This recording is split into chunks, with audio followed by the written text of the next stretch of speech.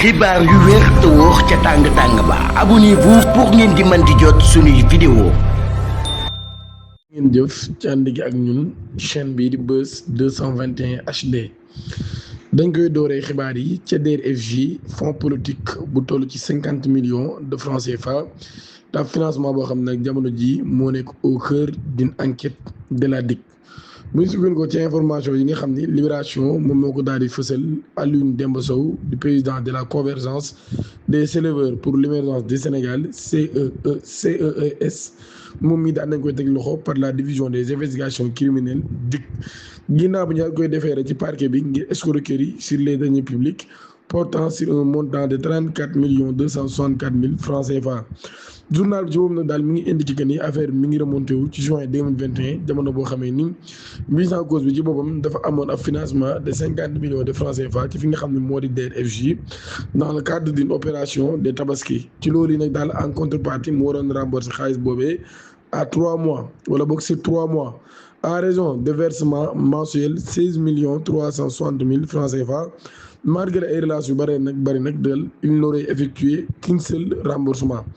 maanaam kon moom mii benn yoon rek la daal joxe li nga xam ne kon moo di xaalis bi ko enquêteurs yi digloo nag ca dig Alioune Demba Sow ci boobu daan nañ nangu li ñu koy toppee moom mii nag daal ba tey bu ñu sukkandikoo ci quotidien d'information moom mii daan nay affirmer avoir redistribué les fonds à 24 membres de son organisation ce qu'en ayant reçu 2 millions de francs CFA à l'exception d'un bénéficiaire qui aurait reçu 5 millions francs CFA.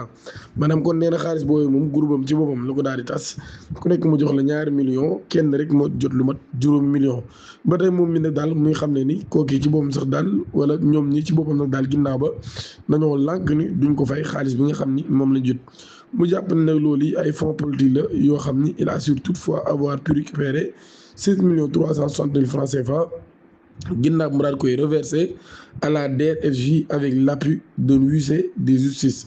enquête bi nag jamono ji kon daan nay révélé ay incohérences yu bëree bëri ndaw lii daal di pointé la même source invité à identifier les bénéficiaires du financement. Le président du CES n'a fourni qu'une liste de 9 personnes sur les 24 annoncées. bu ñu sukkandikoo ci Libération ba tey seules 4 d'entre elles ont pu être entendues.